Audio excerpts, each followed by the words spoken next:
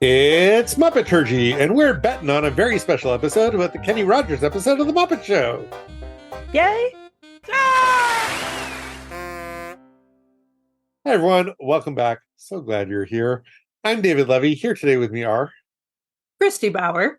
Adam Grossworth. And Michal Richardson. Here is a Muppet News Flash. We are here this week to talk about Season 4, Episode 10 of The Muppet Show. It was produced the week of July 3rd, 1979, and it aired in New York City on October 15th, 1979. It was fourth in the air order between Shields and Yarnell and Dudley Moore. In the news on October 15th, 1979, Iran and Libya raised oil prices by more than 10%, which is shockingly relevant to our Muppet Show episode this week.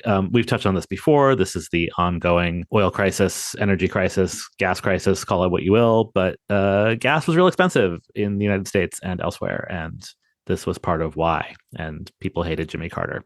We are recording this in October 2023. So this is also sadly relevant. Israelis to expand 7 settlements on the West Bank. But the Israeli cabinet, in a unanimous vote, decided not to seize Arab-held private land for them. In local news, 75,000 march in the capital in a drive to support homosexual rights. Go homosexual rights. Hooray. And I love these. Workers find flex time, in quotes, makes for flexible living. Duh. Although the system varies from company to company and from department to department within some companies, it generally allows employees to set their own starting and quitting times, provided they work during the core periods. So frequently we have news stories and then say, good thing we figured that out, and we mean it sarcastically, but it is kind of nice. That's something that we've sort of started to work out. This is a lot more, even before we were all on Zoom. This I think this had become pretty common by the 21st century. So good job.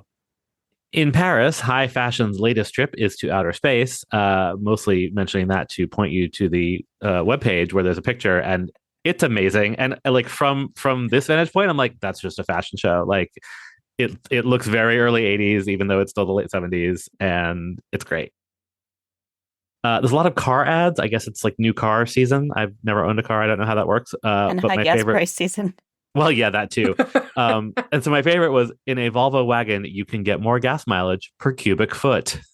And a friend of mine in high school had possibly this exact Volvo wagon. I'm not sure. And it was a little tank, and we actually got in an accident in it once and sustained no damage whatsoever. So, yeah, Volvo wagon. In movies for the Halloween season, there's the remake of Nosferatu and a double bill revival, something or other, of Young Frankenstein and Silent Movie. In theater in New York, there is an all-new musical version of Snow White live on stage at Radio City Music Hall. And it turns out that this was filmed and aired on HBO as Snow White Live in 1980, and then later on the Disney Channel, and appears to have had a home video release and a cast album. It's on YouTube. I watched it. It's good, at a question mark. The actress playing the queen is living. There are puppets, so relevant to our interest. There are squirrel puppets, and then all the other animals are just dancers in sort of terrible costumes, and the dwarves are pure nightmare fuel. Are the dwarves like the same costumes that they wear at Disney World? They're not, because their bodies are just like regular costumes. They're not like padded or puffed out or anything. Their hands are fully exposed, and then they have these completely terrifying masks. Oh. And the mouths move a little bit when they talk. So it's like not like they were going for something more realistic. Also, like, this played Radio City Music Hall. Like, you were not actually meant to see any of this as closely as it was filmed. But mostly I was interested in like what passed for a spectacle. Like, all the scenery is very flat. I don't think anything is automated except for the lift trap situation at Radio City. They used that a couple times. But there were a lot of people, and at one point a live horse. The prince rides in on a live horse. Whoa. Yeah, I don't know. I was like, I'll check this out for 5 minutes, and then 90 minutes later I had watched the whole thing. So we'll have that on the show page, obviously. Also on Broadway, The Most Happy Fella revival just opened, and that will air on Great Performances in March 1980. And Howard Ashman and Alan Menken's God Bless You, Mr. Rosewater, which we've mentioned before, opened and was reviewed in today's paper. And I just loved the opening line. I'm not sure I've ever heard an overture have a nervous breakdown before. On the Cashbox Pop charts, number one song is Don't Stop Till You Get Enough, and the number one album is In Through the Outdoor by Led Zeppelin. On TV, on CBS, we had our usual lineup, which this week included MASH Goodbye Radar Part 2. That's a pretty famous episode. Guess what happens? Does he die or does he go away? No, he goes away. He goes away. They were going to have a spinoff, and it did not make it past the pilot. And the pilot, which is called Walter, but with little asterisks between each letter, Of like MASH course. has, is on YouTube and is unwatchable. Oh, Radar. Yeah, but yeah, no, he gets discharged and leaves. Did he? And he ended up on Aftermath, right? Was he one of the Sure ones that did. was on Aftermath? Yeah. Lou Grant, which I've still never seen. The description just jumped out at me. Rossi angers the Trib's religion editor by profiling a man who posed nude on a church steeple, while a porno magazine, that's a direct quote, editor abuses the concept of freedom of the press.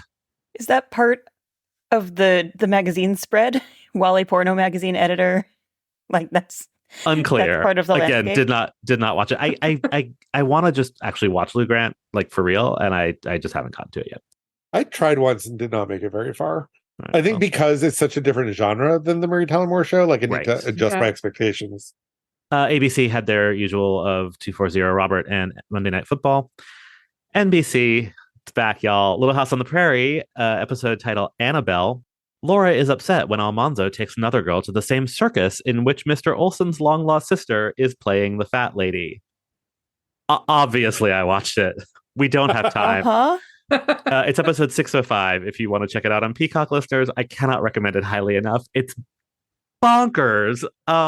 It's just the Laura and Almanzo thing is really the B plot, but like it's really about like Nils Olsson like not knowing that his sister, who left home basically because he made her feel so ashamed that she was fat, then my joined the circus. It's wild. Laura befriends a clown.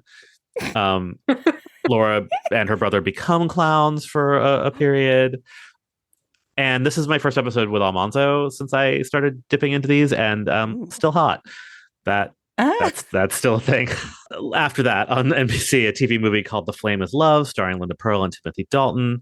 A young American heiress on her way to England to be married stops off in Paris, where she meets two men, a marquis and a journalist, who change the course of her life. This is mostly notable, I think, because Timothy Dalton must have been about 16, and also because it's based on a novel by Barbara Cartland, for all of you Diana the Musical fans. I feel seen. Thank you. I just learned something really delightful. So the mention of Radar, of course, took me to the Muppet connection of Radar, Mm-hmm. Big Bird's Radar. And I just learned that he was named Radar because Carol Spinney met Gary Berghoff at a taping of Hollywood Squares. Oh, To introduce our guest star, that's what I'm here to do. So it really makes me happy to introduce to you. Kenny Rogers, singer, songwriter, roaster. Kenneth Donald Rogers was born on August 21st, 1938 in Houston, Texas, the fourth of 8 children born to a carpenter and a nurse's assistant. His family called him Kenny Ray.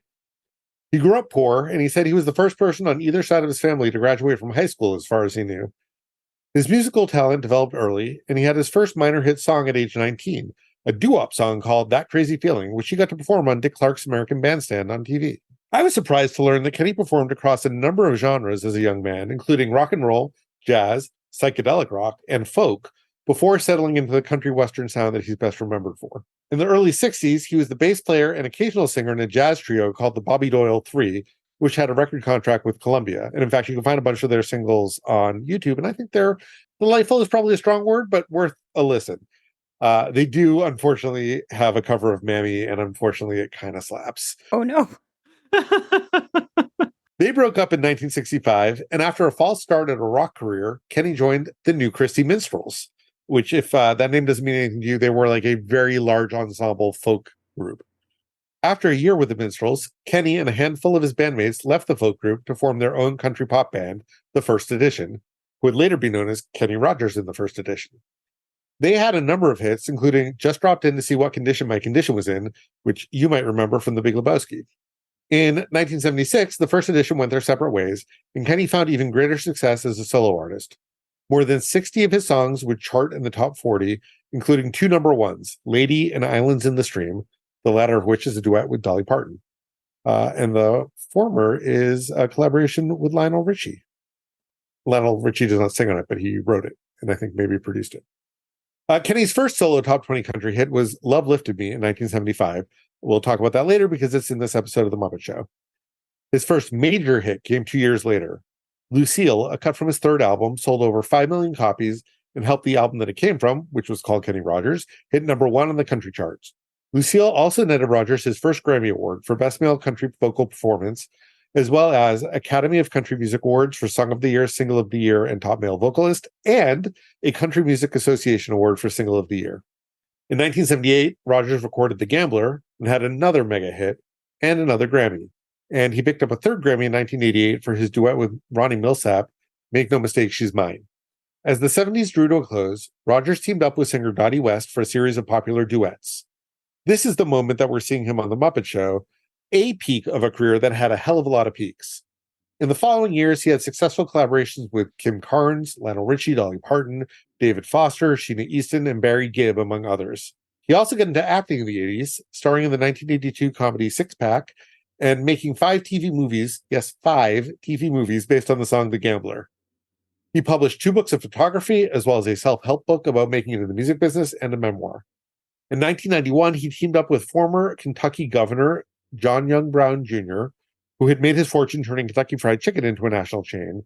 The pair launched a new chicken restaurant called Kenny Rogers Roasters, which is still around, although these days it seems to have most of its locations in Asia. He continued to have chart-topping hits into the 21st century, and in 2015, he announced that he would retire at the conclusion of a farewell tour, which wrapped up in 2018. He passed away in 2020 after a fairly lengthy battle with cancer and some other illnesses. Does anyone have Kenny Rogers memories they'd like to share? I mean, I grew up in Kentucky, so it would be strange if I didn't. Yeah, Kenny Rogers was a big deal in the world that I grew up in. My mom actually saw him live. I asked her about it last night, and she said he puts on a very good show. Yeah, I thought I had Kenny Rogers memories, but I was thinking of Kenny Loggins. So really, this episode is the entirety of my Kenny Loggins memories, but there are a couple strong ones. So I would like to throw out 2 goofy fun facts. One, John Y. Brown Jr., his partner in Chicken, was married to a future Muppet Show guest star, Phyllis George. And also, because Dick Clark was mentioned, he also was a franchisee in his lifetime. He franchised Krispy Kremes in Hawaii. Wow. Okay. but were they Dick Clark's Krispy Kremes? I wish. I just want to add that, although we sort of identify Kenny Rogers as a country musician, he really was an adult contemporary crossover musician. Like, his songs were omnipresent in the early 80s on whatever radio station my mom listened to in the car before oldies became a thing. So, if you would ask me before this week about Kenny Rogers songs, I would have named The Gambler and then sort of shrugged. But listening to his greatest hits to prep for tonight, I was like, oh, I know all of these songs. They were everywhere. And also, The Gambler, for whatever reason, is one of those songs that, like, as a little kid, I definitely knew all the words and sang it all the time. And I'm not sure why. Probably because of this Muppet Show episode. I think it's probably because of this Muppet Show. But then I think once you heard it on the Muppet Show, it would then be around other places. Right. And it was, Yeah. and at least the chorus is so singable and so easy to learn.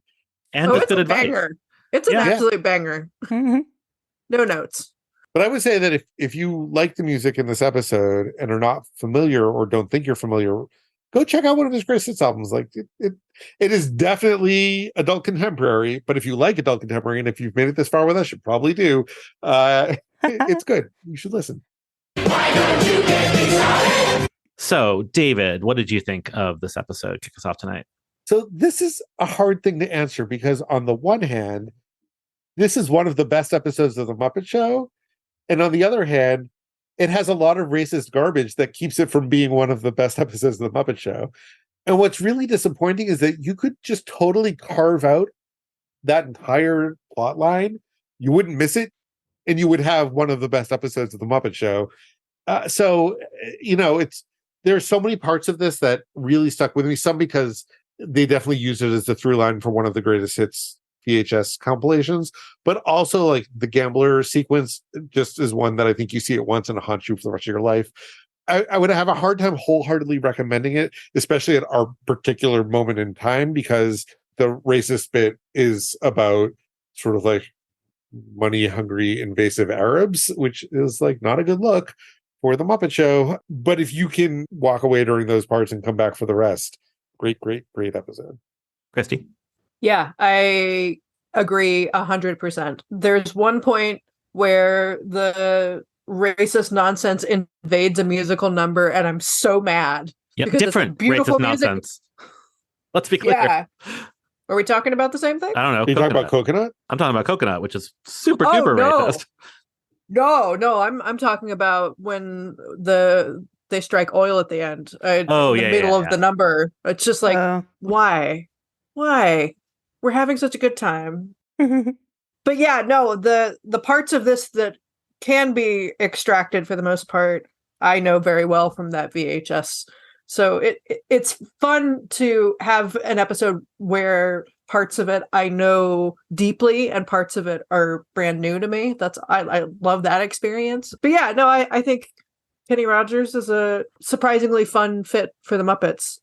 And I wish we could do a light edit. Okay, even if you can set aside all of the racist bits, which it is, you could carve out many of them and the episode would still hold together because it has this plot that's holding the whole thing together that is interwoven into all of the sketches. It should work really nicely. It is a plot about Muppets getting injured, and you may already know this about me. I do not like to see Muppets get injured. I don't like to see them freeze to death. I don't want to watch them grow old and die in a haunted mirror or fracture their little flippers. And yeah, cartoon violence is fun if nobody gets hurt. And that is... This looked like Jim sprained his wrist. Yeah, it was distressing. But yeah, even though this is a really nicely composed episode and it has a really uplifting Muppety conclusion, aside from the racist bit, this episode it's fine. It's really well done, but also it's fine, and also it's not for me. That's fair. Yeah, I'm unsurprisingly perhaps with David and Christy on this one. In part because of all the racist parts, I was like, oh, please, more Muppet violence, because it's not that plot, it's the other plot. 2 of the 3 musical numbers. Well, I guess there's 4 if we count the UK spot, but 2 of the 2 big ones. Double count it. It is so it is like 8 UK spots crammed into one. we'll get to it. But the 2, I would say the 2 big musical numbers in this are ones that I remember not as well as I thought, because I forgot that one of them was super racist, but I really like them. I really like them musically. I like some of what they're doing with the puppetry. We'll get to it. But this was one of my like core Muppet Show memories. So I will forever love it for that, but it's definitely problematic. Let's talk about it. Kenny Rogers, 15 seconds to curtain, Kenny. Hey, thanks, Scooter. While you're here, I want to ask you something. I don't want to seem ungrateful. What is all of this junk in my dressing room? Well, you know my uncle who owns this theater? Yeah, so? Well, he sold the mineral rights to your dressing room. So, yes, also in the dressing room are some Muppet whatnots wearing Middle Eastern clothes and asking where to park the camels and doing their haha, it's a different accent, funny accents. When this started, before the oilmen appeared, I didn't know where Kenny was from, but I thought, oh, he's a country singer. This is going to be like a Texas bit. They could have done a Texas bit instead of the racist bit. They could have done everything exactly the same and just made them Texan. And I don't understand why they didn't. We might as well mention that we get the long disclaimer again this week. That's the 12 unskippable seconds that you get from Disney Plus that are alerting us to the importance of stories and cultures. And for a second, it seemed like we were going to be done with all the racist depictions within the first minute of the episode. But it turns out we're not. These guys are coming back. They're going to be drilling for oil throughout the episode. And then later they're going to sing in some mock Arabic, which we're not going to play for you because that's not nice. Yeah, that said. Why don't they make things funny? Gonzo plays his trumpet, but that peters out quickly. What were you expecting, Rachmaninoff? This felt like a recycled bit from season 1. I don't think it is, but it just Not that like they've come to such a high standard of trumpet bits, but something about it just felt a little retro. It also feels like they should have saved it for the series finale or something. Like the whole joke is he never actually succeeds in playing the trumpet. It should have been like his big finish. He doesn't have to explode or be run over by cows every week, I guess. That's true. Let's go backstage. The Muppet Show backstage. Okay, so backstage this week, well, we've got the drilling for oil bit happening in Kenny's dressing room and also all over the theater. But we don't need to hear clips of that. It is at least visually interesting. All the oil machinery takes over the whole theater, and the Muppets and Kenny Rogers have to duck in between and around all the oil rig stuff. And there's that nifty camel filling up all the shots. This week I learned that Sopwith the Camel made an appearance in the gorgeous Muppets Board Game of the Stars from 1979. I have no idea how playable this is, but I would like to own that game board because it's very pretty. We're not going to talk too much about the oil guys, but they do have human hands for no apparent reason. Like this will come up again later with reason, perhaps, but they don't really do anything with their hand. It's weird. I didn't get it. They need to grab that lever and turn the drill on, true. I guess. Yeah. I don't know. That's also like I mean, this is a dumb thing to nitpick, but this is what we do. Like, especially after an episode that was nominated for production design for an Emmy, like this stuff didn't make any sense. Who cares? Like the point is just that there's stuff. You mean off it this didn't make backstage. sense that they were drilling for oil in a second-story dressing room? Well, right. So like once you get through that, like yes, you just have to accept the premise. But like there's just all these like hoses and things and stuff, and it didn't read as anything to me except clutter. And so often the show is so well designed in its silliness that I would have liked some more thought to be put into that instead of just like, here's a bunch of stuff. That's the B plot, but mostly this week, Kermit just keeps falling down and injuring himself and compounding his injuries with more injuries, and it makes me very sad. So in the opening number, Kermit appears on a flying trapeze, and Beauregard pushes him too hard. Kermit flies through the air on a flying trapeze, knocks into the wall, and then falls to the floor. So that's injury number 1.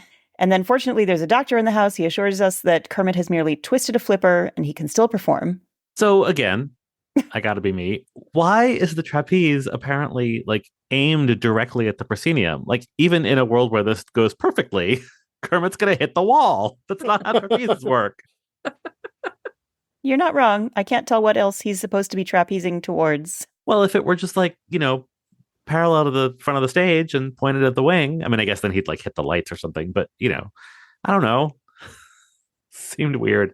There is just like a gorgeous bit of puppetry and editing synergy that Michal, I don't know if you clocked or if you were covering your eyes because of the violence, but it looks like they actually like sort of draped a Kermit on a trapeze and flung it at the wall, and it hits the wall and it hits the ground, and then there's a cut like right as it's landing to Kermit on the floor being operated through the floor, and they match the second Kermit exactly to how the first Kermit fell just naturally on its own.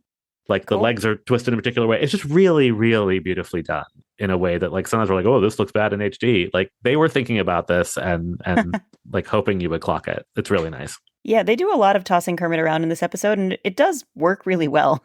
I did, not this one, but later he has another bit of being flung through the air that I watched a couple of times just to see how they did it. Yeah, they often do the thing where he falls behind something and then gets picked up. But this was a good film editing moment. It was. And the costumes for this sequence are just really firing on all cylinders. We have Miss Piggy in her ringmaster outfit, which looks like she's about to go out on a fox hunt. She's looking very smart. Yes. And then Kermit in his like little leotard thing. And then Gonzo shows up because obviously when someone falls from a stunt, Gonzo is there to commiserate / be jealous that he didn't get to do it. And he's also wearing his stunt outfit for reasons that aren't really clear, although I guess he does the stunt later in the episode. But it's nice to see all of them sort of in matching circus wear. It's great. Yeah. Piggy's outfit looks a lot like one of the more outrageous, like Taylor Swift era's outfits, and it just really made me long for a Piggy era's tour. Oh my gosh. Somebody get Frank Oz on the horn. You want to talk about a thing that'll make $1 billion? See, and I went right to Harold Diddler in Moulin Rouge, a role that Piggy could also play. So, And I went to Maine. Sure. Good. I think it's just standard ringmaster because actually Nils Olsen in the aforementioned episode of Lost on the Prairie shows up in that outfit too at one point. So It's just when it's tailored to Piggy's body, that's why it looks a little more like Fox Hunt or Sexy Burlesque Lady or whatever. yeah. Yeah, it does look like Ringmaster Burlesque.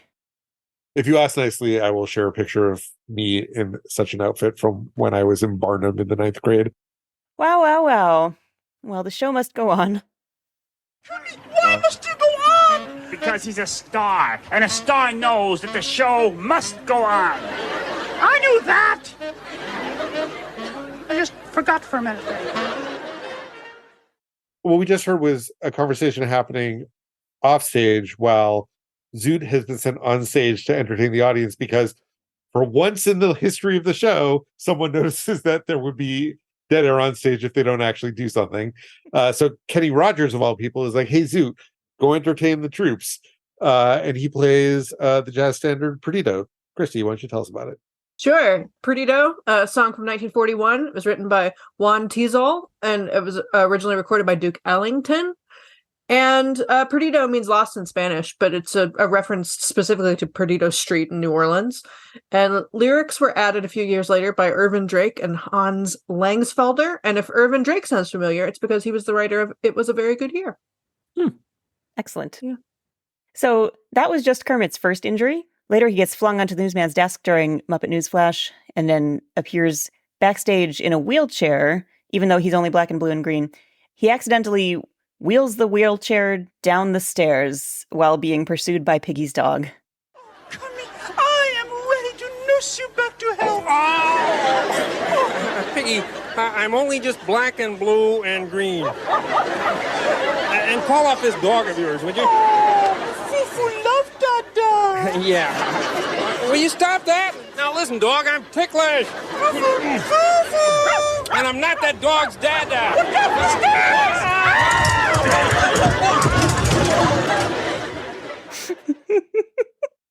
It does sound good. It's very good. The wheelchair puppetry is like half of it is amazing. Kermit is actually, I mean, he's not actually, but Kermit appears to be using his little arms to, roll the wheelchair, which is a pretty great bit of puppetry. But at the same time, when the wheelchair moves, it definitely moves fully sideways. It's not rolling. No, well, obviously not rolling, but like they got it half right, and I appreciate that half. Well done, Muppet Show. So that was injury number 2. And then during Vet's hospital, the overhead light falls on Kermit's head. And then, meanwhile, everybody is pitching in. As David mentioned, Kenny Rogers goes to get Kermit an ice pack very helpfully and sends Zoot on stage instead of going on stage himself because I guess Zoot was just more handy. Also, multiple Muppets are showing up to introduce musical numbers, which is always really cute. Piggy does an intro, and Fozzie does one, and Robin does one and tells some jokes. I'm here to introduce tonight's guest star. I really love his singing, and this is a really great song. At least I think it is. I'm not old enough to understand it. It's very cute. And also there's just a lot going on with an injured Kermit and the drilling for oil, and things just need to slow down a bit. Oh, that's all right, Kenny. We got him resting in a hospital bed. That's great. You're not going to have to cancel the show, are you? Oh, no, but we're going to have to delay your opening number. Oh, that's fine. That's okay. So just stay here and relax. What have we been watching? Stalling I for don't time? understand. Well, like the trapeze thing has already happened. Right, but that's not a number.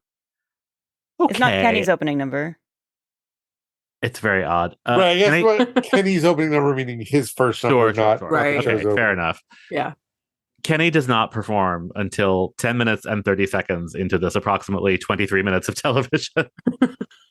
But he's running around helpfully backstage saying, I'll get you an ice pack. He is in the show that we are watching, but he And doesn't. he gets a star's entrance. It's true. And he has that really creepily lit moment where he looks right into the camera and says, very durable frog. but he's like lit with red lighting and it's very unsettling. He does not make the right face at any point during this episode. He Never. seems extremely delighted by the prospect of oil being drilled for in his dressing room. And then later, spoiler, when his traveling companion dies right in front of him, he's like, hey, like he just, I think he's really happy to be there. And he is charming and he is great with the Muppets, but he is not an actor. And I think he's just like, I'm on the Muppet Show, regardless of the plot. It's very weird and sort of charming. It is sort of charming. So those are all of Kermit's injuries until the finale. And then he runs into Gonzo. Ladies and gentlemen, I will once again defy death and good taste. I think Gonzo speaks for all of us. Instead of Gonzo catapulting himself heavenward to skywrite the Hallelujah chorus, Kermit and Piggy accidentally climb into the catapult and they themselves are catapulted into Statler and Waldorf's box, which looks really cool. Fozzie runs on stage and tries to restore order, and it just feeds the chaos. And then Gonzo and Fozzie just yell at each other in the background while Kermit and Piggy try to figure out where they are. It's very funny and very cute. Help me pull up with the lever. What, this lever over here? No, this lever.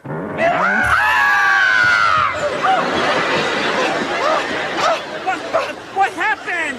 Those two stole my act. Cut, Scooter, get the curtain down. Lucas, cut. What? Cut. They were going.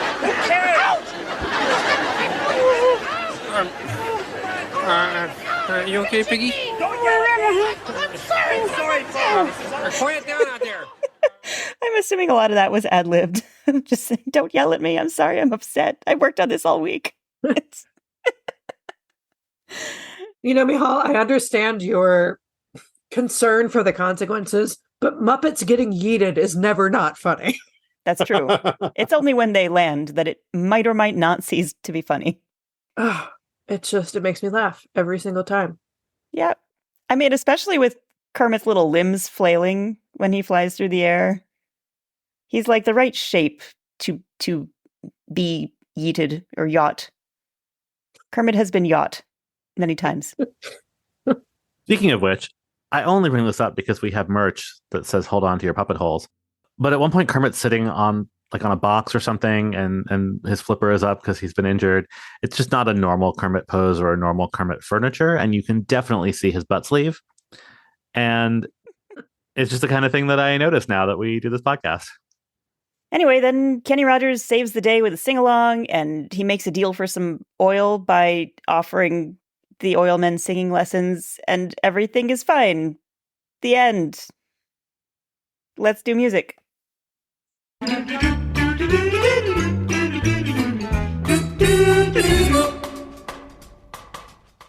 All right, so let's dive into Piggy's Ringmaster era. Greatest of ease, that daring young frog on the flying trapeze. I don't know how she gets me into these things.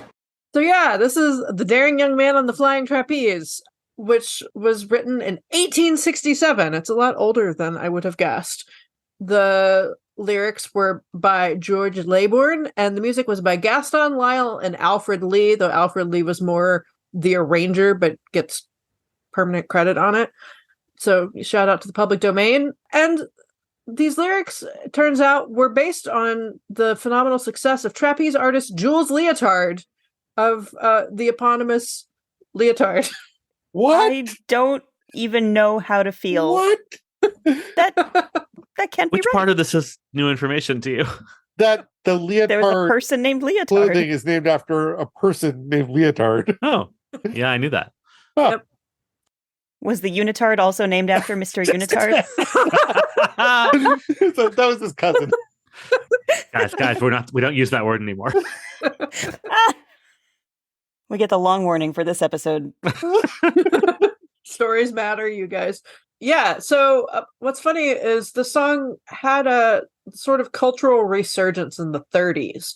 There was William Saroyan's short story called The Daring Young Man on the Flying Trapeze in 1934, and that sort of put it back into the zeitgeist. There was a movie the next year with W.C. Fields called Man on the Flying Trapeze. And around the same time, it was recorded a couple of times. Harry McClintock, the writer of Big Rock Candy Mountain, recorded it in 1928. And comedian Walter O'Keefe recorded it in 1932. And it became his sort of theme song whenever he appeared on radio or TV. And for anyone playing Muppetology Bingo or drinking or whatever, Bing Crosby recorded it in the 60s. Bing, bing, bing. Is Bing the center square of Muppetology Bingo? I feel like he's quickly becoming... He's almost superseded No to Joe Prezzo's San Frank Sinatra. He pops up, I think, more nowadays. They're in their Bing era. I mean, they've been in their Bing era since day one. Sure. Like they did Temptation in the first episode. This is a song that I definitely knew as a child, and I don't know how. Like this, I think somewhere along the way became a children's song. Yeah. Yeah, I also was aware of it. I don't know why.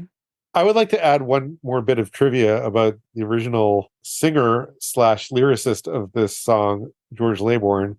He was also known as Champagne Charlie because that was the name of his other big hit. What a name. He was a music hall guy, if that isn't clear. So he wasn't from France, so he's just Sparkling Charles.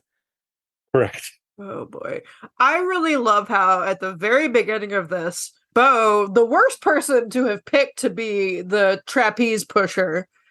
I don't know that there's an actual name for the person that pushes you on a trapeze. Watch out for trapeze pushers in dark alleys. I think you normally do it yourself. Yeah, like one of the many questions I have about this setup. Sure, but what a terrible choice. I mean, just a lot of bad choices happening all around. But there is a split second at the beginning of this where Bo looks very worried directly into the camera. That is very cute. And just telegraphs how this is going to go, and it's beautiful. Mm-hmm. I mean, worried is sort of his default. He has resting worried face, but, he doesn't normally direct it right at the camera. Oh, poor little guy. Hope he's not hurt. Well, at least he got the pig to stop singing. Oh. All right, so now let's dive into the other reason we get the 12-second disclaimer. Doc, he bought a coconut, he bought it for a dime. His nephew had another one, he paid it for a lime. He put the lime in the coconut, he drank them both up. He put the lime in the coconut, drank them both up. He put the lime in the coconut, drank them both up. He put the lime in the coconut. He called the doctor, woke him up and said, Doctor, ain't there nothing I can take? I say, Doctor, to relieve this flipper ache. I said, Doctor, ain't there nothing I can take? I say, Doctor, to relieve this flipper ache. Coconut! It wasn't until much later in my life that I found out that the name of the song is just Coconut. I always just assumed it was lime in the coconut, but no. I learned that today. Yeah. So this is a Harry Nilsson song from 1971 from the album Nilsson Schmielsen. It was a reasonably big hit. It hit number 8 on the Hot 100. It was the number 66 song of 1972. Hit number 42 in the UK and number 5 in Canada. They apparently love it in Canada. And according to songfacts.com, Nilsson wrote the word coconut on a matchbook during a vacation in Hawaii, thinking it would make a great lyric for a song. Just that worked? I mean, matchbooks are very and small. a lot of drugs, I assume. Oh, 100%. I mean, have you he watched was The running Point? with John Lennon and that is definitely a drug-fueled sentiment. But when he got home to LA, he found the matchbook while he was driving and wrote the song in his car. It definitely sounds like a song that somebody wrote driving down the road. It's very simple. It is a one-chord song. One-chord songs are the bane of my existence. I can't. It's like No Diggity by Blackstreet is another one. It's like, ugh, I can't. It's fine. And there's a very fun electronic dance cover of it by Danny Minogue, sister of Kylie, from the 90s. It's worth looking up. That'll be in the show notes. I have the Muppet version of this in my iTunes. It was on a Muppet album at some point. And I love the song. And I remember the opening and closing images of the sketch with Kermit in the hospital bed with the doctor very clearly. I did not remember what happens in between those two things, which is that the set and the whatnots gradually turn African, I think. which doesn't even make dramaturgical sense on top I of think being... it's supposed to be Polynesian. Oh, sure. Yeah. The song has a real Caribbean vibe, which, I mean, Harry Nilsson is not, and Hawaii is not, if that's where you got the idea. But that's like fine. The song is appropriative in its own way, but it's also pretty fun. So like they're talking about a tropical drink. There's clearly a beach involved. Why is there a tiger here? Why are we in a jungle? To say nothing of what happens to all the whatnots. Like I'm very. I mean, because confused they're by turning it. the doctor into a stereotypical witch doctor Right. character, so they're just kind of generally taking it jungle word in an appropriative way. Yes, I am saying that it is racist and also makes no dramaturgical sense. So much like you could have easily fixed the oil plot by making them Texan, this didn't need to happen because also the song is quite charming and fun on its own. Also, there's some really aggressive foliage halfway through this where I'm just like, what are they doing with those trees? Well, before that, there's like a little plant on Kermit's bedside that starts to dance and then eventually like grows into the I miss that. forest. That's really cute. Well, and it sort of like starts out with just like a print on the wall, like the trees are drawn on the what? It's the curtains. The curtains on the window or like a leaf print. Yeah, I mean, the room transforms. It's very cool. Yeah, so for like first the room changes, then the full on foliage around. Like it's a nice progression.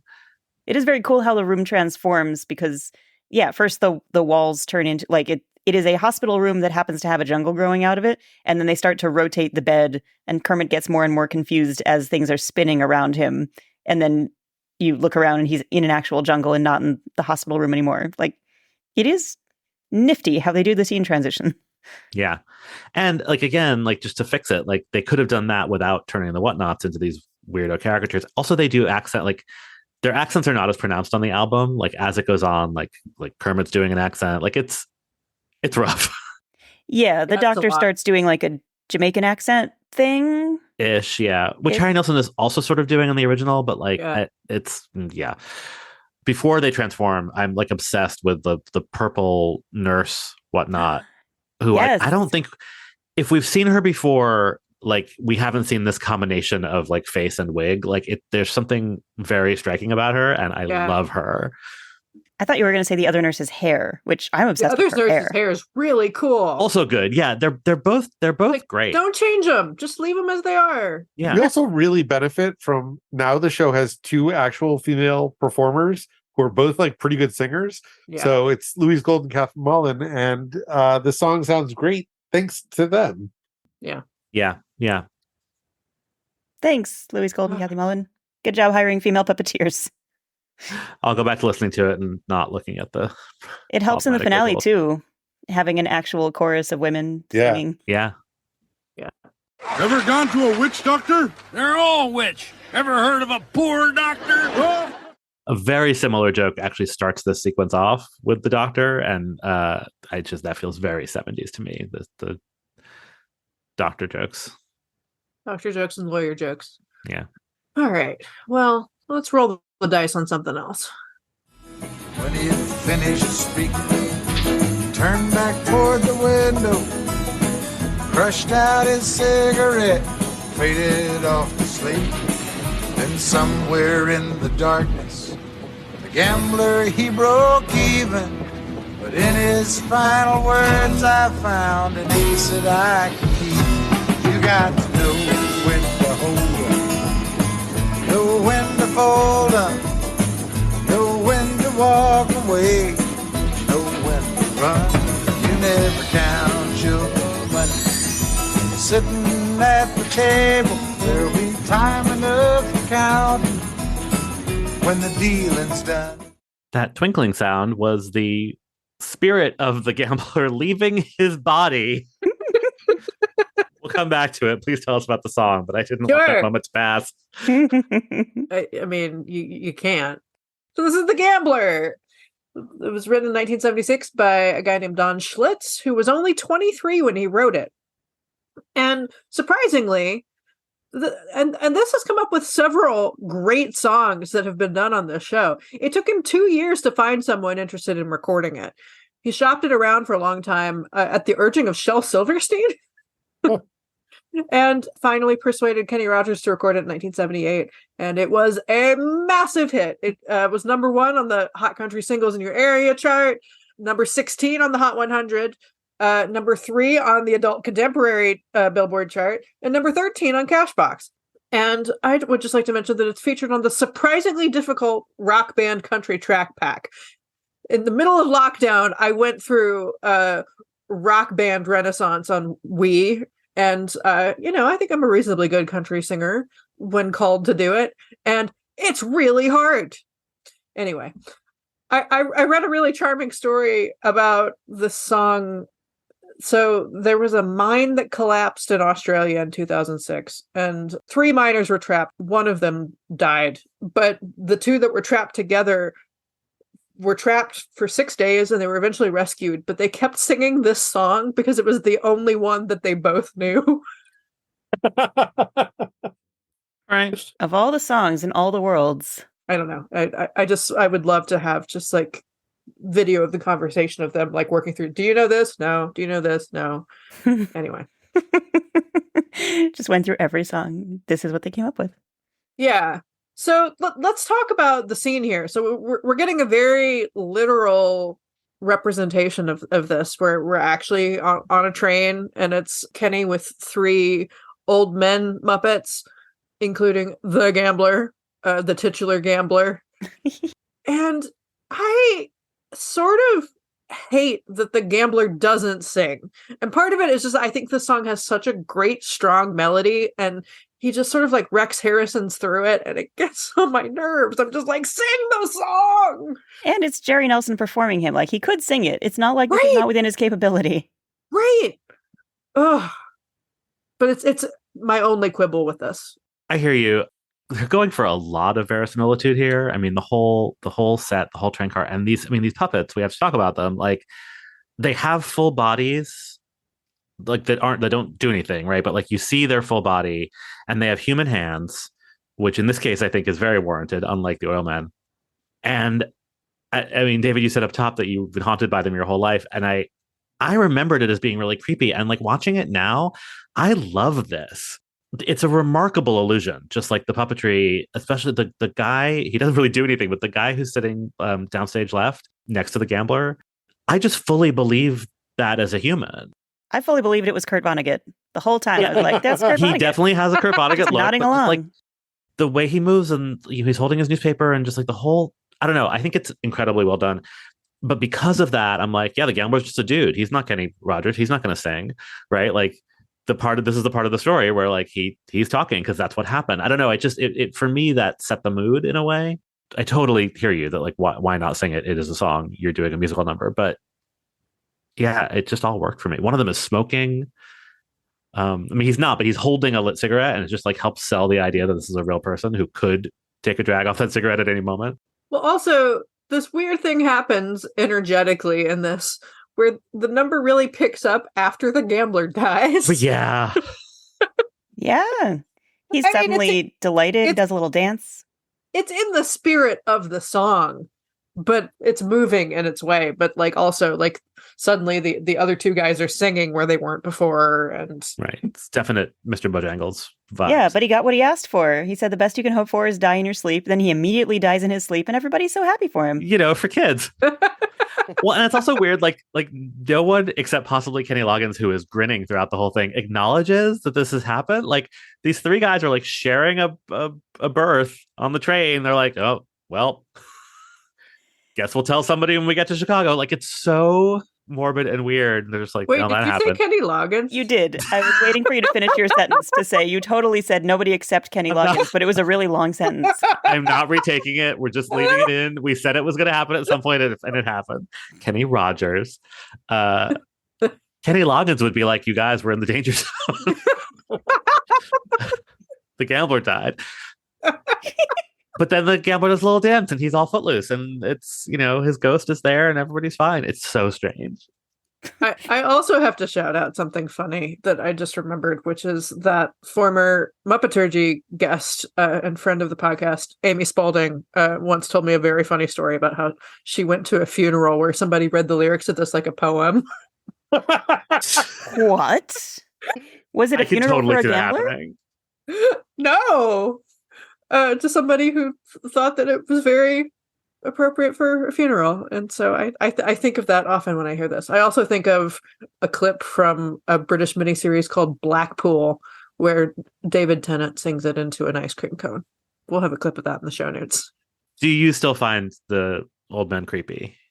I do find them creepy, and I find them creepy as themselves, not because of the death and Yeah. ascension, although that does not help. It is also amazing to me if you think about how many puppeteers it took to make each one of those men move, because like they've got two real person hands, so that's a separate person than whoever's doing their face. And then when the guy gets up to dance and his feet also move, which could be, I guess, like taped to the feet of the person who is being the hand or the head, but it is up to 3 people to make each one of those old men move. Yeah, the faces are really intricate too. Like I never fully understand how these things work when they're not like, automated, like on Fraggle Rock or Labyrinth or something. But like, I imagine that they could do it with one hand because this is what they do. But like, it's also possible that there are 2 hands inside the head because of the way that the brow moves. Yeah, I have no idea. But yeah, that's a lot. Shall we move on to the most UK spot that ever UK spotted? Oh, let's. It has some competition, but it's up there. I've just been to a ding-dong down dear old Brixton Way.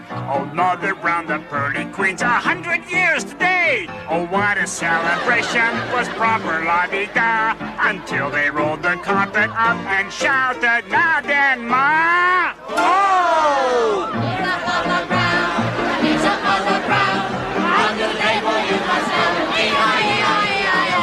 If I get you bending, I'll sew your legs right off. So knees up, don't get the breeze up, knees up, Mother Brown. Yes, it is Knees Up, Mother Brown. I had to listen to this song twice before I was sure that it was not about blowjobs. Well, it's funny that you mentioned that. It does have a bit of a speculated saucy origin story. Of the exact origin is unknown, but it does go back to the 1800s. Shout out to the public domain. And the speculation is that it's about Queen Victoria, who, after her husband Albert died, was rumored to be in a romantic relationship with her servant John Brown. There's actually a movie about this, Mrs. Brown, starring Judi Dench and Billy Connolly, that I remember being fine, unremarkable. But knees up, depending on who you ask, is either a reference to dancing or to sex. So what? Que no los dos. Yeah, and this is another song that had sort of resurgences over time. It was reported to be sung all over London on Armistice Night at the end of World War I in 1918. And a couple of enterprising songwriters named Harris Weston and Bert Lee published it officially in 1938. And good on them. Yeah, I mean, great. Nice work if you can get it, I guess. I mean, of course, at that point, you also have to have your name on this particular song. Took 2 people to write that song? There we go. Yep. And from that point on, the popularity of it increased because it started popping up on the radio and on TV. It's one of the anthems for the British football team, West Ham United. And it was recorded by Bing Crosby. Bing, bing, bing. As a duet with Rosemary Clooney. And I found a particularly delightful version that was done on TV on the show Hullabaloo by Noel Harrison and Petula Clark. Noel Harrison, notably the original singer of Windmills of My Mind. Yeah. Son of Rex. And the song was the inspiration for Steppin' Time in Mary Poppins, quite obviously. Like it's not quite as egregious as Be a Clown and Make 'em Laugh, but it's close. Pretty close. It's pretty close. I would argue that Steppin' Time is an improvement. Yes. At least melodically, but certainly yeah. rhythmically. Yes. What about accent-wise? Now. So we are in a pub, a very, very British pub, and Fozzie is in his Pearly King regalia, and his mother is there. Good old Emily Bear, who in this particular scenario is the titular Mother Brown. And she has knees to get up, which is quite shocking. I really spent a long time with this because her legs are a different color and texture from the rest of her. And I really thought that they were shaved. And then I decided that I think she's wearing stockings. But either way, I was like, what? Even this bear puppet has to, subject herself to the patriarchy and good grief. Shave her legs / wear stockings. Fozzie's mom's legs are bare. There it is. It's also possible they just totally grabbed an entirely unrelated pair of legs because they needed them for the number. I was delighted to see her again, though. It's so British. So British. I didn't understand all of it, but I'm certain the English people enjoyed it. It is weird that the UK spots basically come in two flavors, and they're either like very, very, very British or country and western, and like almost nothing else. Well, speaking of country and western, let's move on to something a little more uplifting. Then when I'll just sing love lifted me. Love lifted me. When nothing else would do. Love lifted me. I love to sing along so much. So this is a song called "Love Lifted Me." Shocker. That started its life as a hymn in 1912. Shout out to the public domain yet again. It has music by Howard E. Smith and lyrics by James Rowe. One of these gentlemen I found a lot of stuff about, and one of them there's next to nothing about to be learned. James Rowe, the lyricist, was born in England, moved to the States in 1890. He spent 10 years working for the New York Central and Hudson Railroad before becoming the superintendent of the Mohawk and Hudson River Humane Society. Good for him. Okay. And literally all that's known about Howard E. Smith is that he was a church organist with arthritis. That is an unfortunate combination. Can you imagine, like, your legacy being, it's like, oh yeah, he was a mild-mannered man with IBS. But it was a more explicitly religious hymn, and Kenny Rogers rewrote the verses in 1975 to make it more secular, and he put it out on an album called Love Lifted Me in 1976. I highly recommend that you look up this album cover. It looks like Kenny Rogers borrowed an old-timey family. Like they look like the dollar store Waltons, and I'm just delighted by the entire thing. There's a dog. It's great. But this song was a hit, not a Gambler-sized hit, but, it hit number 19 on the Hot Country Singles in your area and number 97 on the Hot 100. It eked in there. It bubbled over, so to speak. And this is really sweet, and I'm really mad that it has to be interrupted by the oil men nonsense, because it's just really nice. Yeah, and everybody on stage is singing. Kermit and Piggy and Statler and Waldorf all up in the box are singing together, and Kermit and Piggy are in a little embrace. All of the members of the audience are singing, and I don't know if you guys caught, like, it looks like they had to do something with the film to get use of all of the puppeteers manipulating all of the Muppets at once. Like, maybe they just couldn't get enough puppeteers that day. But for this, they had to overlap bits of the audience moving to show that the whole audience was singing along. It was interesting and weird. And if you don't look too closely, it's really nice. Yeah, I didn't notice that. And I made a GIF of it, too. So you think I would have. I'll check it out. I mean, we've been seeing a really nice audience shot all season in the opening. So, but maybe they really did them all in one day and this was thrown in later. I don't know. Well, I also wonder if they need to use the kind of technology that they use for the arches shot in the beginning, where like they do a couple rows in one shot, and then do a couple rows in another shot, and then like composite them together. That's what it felt like. It did. I did notice that something felt a little weird about. Yeah, I'm looking at the GIF now, and I can see it. There's one long-haired Muppet in the back row who is getting her entire life. Can we talk about the weird mix of people on stage for this? Let's. It's like some very strange choices. Like, we have a house band, the Electric Mayhem. We have two different jug bands, and yet there's like this random guitar player who is not Slim but kind of looks like Slim. There's a drummer who none of us are able to identify, who's definitely not Animal. A cool looking fraggly drummer guy, even if it's not Animal, which is weird. Yeah, Janice is there, but she's like hanging out with one of the nurses from Lime and the Coconut. Like Yeah. it's just And the gambler it's a the bizarre gambler is mix. revived. Yes. So Yes. Yeah. Bodily or not. He's there. It's almost in the spirit of like, hey, it's George and Hilda and that one guy who showed up to deliver a telegram and the blue frackle. and that bird, like you said, you say this already, the Swedish chef's bird friend. Oh, Winnie. Yeah. Yeah. They're all just thrown in there having a lovely time. Yeah. It doesn't bother me. No, me neither, but It's it just is weird. notable. Yeah. Also notable, and this is the most nitpicky thing I've ever said on this podcast, but it's a pet peeve. When he turns around, you can see that the vent on the back of Kenny Rogers's jacket is still stitched shut. That's a brand new jacket, and nobody in wardrobe fixed it for him. Drives me nuts. Like I've wanted to grab people on the street and like tear that open. We've seen this set before, but it never struck me before how it makes no sense. It's the quote unquote bare stage set is not bare at all. It's full of crates and ropes and boxes and things, which makes total sense for a theater that doesn't have a show playing in it at this exact moment. Like they're striking the set and then storing all this stuff there. Like it's very weird. Like they would just roll the catapult away and the stage would be empty and that would be fine. I don't get it. And Kenny's guitar is there. How fortuitous. Yeah. Well, he's got he is the guest star. Mm-hmm. Never mind that jazz. Listen, Turkey. What?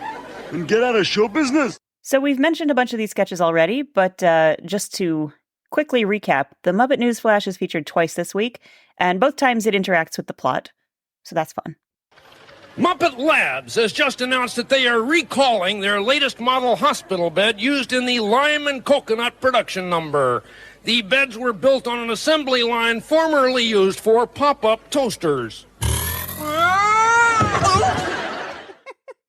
And later the newsman says, good thing I broke his fall with my desk when they come backstage. And the second time, it's to recap Vet's Hospital. The makers of the light fixture used in that last veterinarian's hospital have announced that they are recalling all of their hospital lights. A spokesman for the company said that all manufacturing of that particular light fixture has been dropped. Relatedly, on Veterinarian's Hospital, Kermit is the patient and a light fixture falls on his head. Also, Piggy vehemently promises that she shall nurse him back to health if it takes a lifetime. Nurse Piggy, you cannot let your personal feelings affect your duty. You are a nurse. I may be a nurse, but I'm a woman first. Wrong. You're a pig first. Nurse second. I don't think woman made the top 10. Oh, he's all right. He's all right. It just looks like he was under heavy sedation. Well, he was under heavy sedation. A 50-pound box of sleeping pills fell on his head. It did not. Well, I know, but it's my only joke. I love Janice. And I love that they keep the take of her saying sendation. Yeah. He was under heavy sendation. So is Janice, perhaps. Just back to the newsflash for a second. I feel like toasters flinging bread into the air was like a 70s thing, like quicksand. Like, right? Like you were in constant danger from quicksand, or so we believed as children. And also your toaster could, hurtle your toast across the room at any moment. So one thing I did appreciate in this bit was at the point where I think Rolf goes to take Kermit's pulse to make sure he's still alive. Jim is like very consciously having Kermit squirm so that there's never a doubt for the viewer that Kermit is still alive, even as his team partners are questioning it. And in general, Kermit is very squirmy in this sketch, which both I think is good because it makes the character feel more real. And also sort of following up on the way I was comparing Statler to Waldorf last week. I feel like the squirmy is like a little bit lazy. Like it's not. Do you think it's the one that's not Jim? That was my question. You think it Jim I for don't think Kermit is Jim in this scene because he only has like 2 lines. That would explain it. You are probably right. Because I was like, it's good that he's moving because it keeps him alive, but he's like moving in sort of a hacky way that like felt weird and lazy. So Rolf's the one who looks more authentic. Yeah. Yeah, you're right. So Jim's probably Rolf, and someone is like doing their darndest to keep Kermit alive and like maybe trying a little too hard. Yeah, and his lip sync seems a little off, which I mean, fine. Like obviously, like I don't know if his lines were recorded or if whoever was puppeteering did them and they looped Jim in later. But it was noticeable in a way that I have not noticed it when they've done that thing before. Often I notice the sound that you can tell it's recorded. This time I noticed the sync. I will never not be charmed when they all look up to see where the narrator's voice is coming from, and it's so much cuter when Kermit does it with them. It's true. And I love getting to see Kermit and Rolf together, and actually Kermit and the Newsman also have a funny moment. I understand why they don't do it more often, but I wish they did it more often. Yeah. Did you see that? Yes, the frog is certainly taking a beating on this show. Yeah, it's hard to feel sorry for him. We take a beating every show. Well, at least this time our beating is over. Does anyone have final thoughts on this episode? I really liked it. I feel like I said a lot of like nitpicky things, so I just want to close with I really liked it. Yes, we like Muppets. What's the hard hat for? I want to be ready in case they start throwing pigs at us again. Thanks for listening to this episode of Muppeturgy. Join us in 2 weeks for our discussion of the Lola Falana episode. You can find us on social media at Muppeturgy or on the web at Muppeturgy.com. You can buy our merch at Muppeturgy.com/store. Our theme music was composed and performed by Christy Bauer. Our show logo was created by Todd Brian Backus, and this episode was edited by me, David Levy.